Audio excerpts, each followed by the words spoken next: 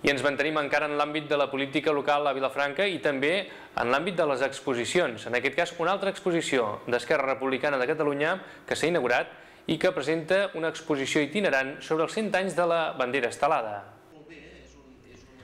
L'escriptor Jordi Llavina va ser l'encarregat de presentar-la. Llavina va explicar l'evolució de l'estelada com a símbol i emblema independentista i va puntualitzar que, malgrat la bandera nacional és la senyera, l'estelada porta un gran sentiment identificador de la voluntat de llibertat de Catalunya.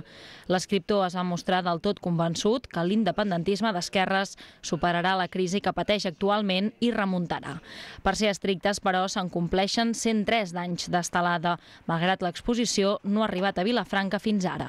En realitat, l'estelada, els primers documents en què es veu una estelada, les primeres fotografies, daten del 1918. El que passa que hi ha una protoestelada, hi ha una mena de bandera, de fet amb una estrella i amb un rombe, de l'any 1908, amb la qual cosa es pot admetre sense dificultats que aquest símbol de l'independentisme té 100 anys. I el que fa aquesta exposició és justament passar revista de tot això, d'aquests 100 anys, de com ha anat evolucionant aquest símbol, que és un símbol que, a més, aquí a Vilafranca podríem dir que gaudeix d'una magnífica salut, perquè el veiem sovint a la Festa Major, en diversos carrers, en diverses celebracions, en mostres folclòriques. No és estrany veure estelades.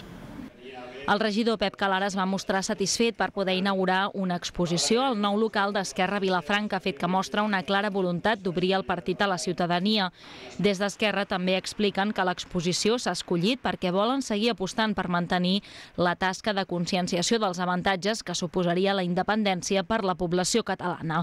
Els plafons es poden veure des de l'exterior de la nova seu i, de fet, asseguren que el nou emplaçament al carrer Beneficència els permetrà fer més exposicions en aquest format i que, per tant, seran visibles des del carrer. L'exposició es pot visitar fins al 21 de gener.